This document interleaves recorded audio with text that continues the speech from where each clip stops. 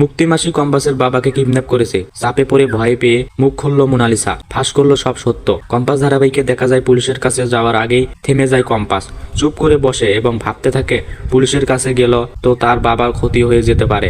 তাই তাকে চালাকি করেই কোনো না কোনো ভাবেই জানতে হবে তার বাবা কোথায় আছে, কে বা কারা এর সাথে জড়িয়ে আছে। কম্পাস যখন চুপ করে বসে থাকে তখন শ্রেষ্ঠ কম্পাসকে ফোন করে বলে তার মনে হয় মোনালিসা এই সবকিছুর সাথে জড়িয়ে আছে। কম্পাস ফোনটা কেটে দেয়। বিহান জানতে চায় কম্পাসের কাছে, তবে কম্পাস বিহানকে বলে, বিহান স্যার, শ্রেষ্ঠ কাকিমা বলো, মোনালিসা ম্যাডাম এই সব কিছুর সাথে জড়িয়ে থাকতেই পারে, কিন্তু কি করে সম্ভব সেটা তো মোনালিসাই উত্তর দিতে পারবে। কম্পাস হন করে বাড়ি থেকে বেরিয়ে যায়। অন্যদিকে বিহানও যায়। কম্পাস বিহানকে বলে, বিহান স্যার, আমি মোনা ম্যাডামের সাথে যাচ্ছি। মোনা ম্যাডামকে আমি ছাড় দেব না, এবার মোনা ম্যাডামকে জবাব দিতেই হবে। আমার বাবা কিছু হলে মোনা ম্যাডামকে আমি শেষ করে ফেলবো। বিহান আর কম্পাস দুইজনে চলে যায় মোনালিসার বাড়িতে।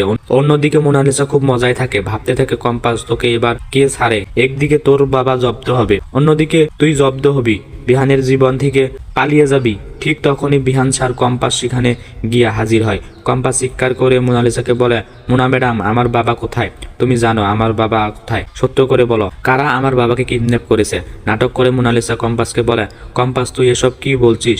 তোর বাবা কোথায় সেটা আমি কি করে বলবো?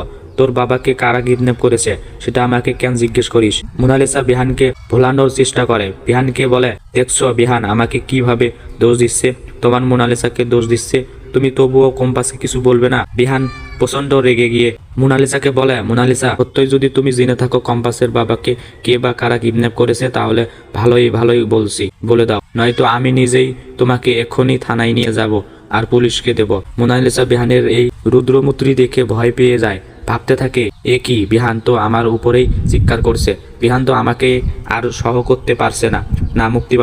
মুক্তিবাসীর কথা এসব কাজ করে আমি সত্যই ভুল কাজ করছি।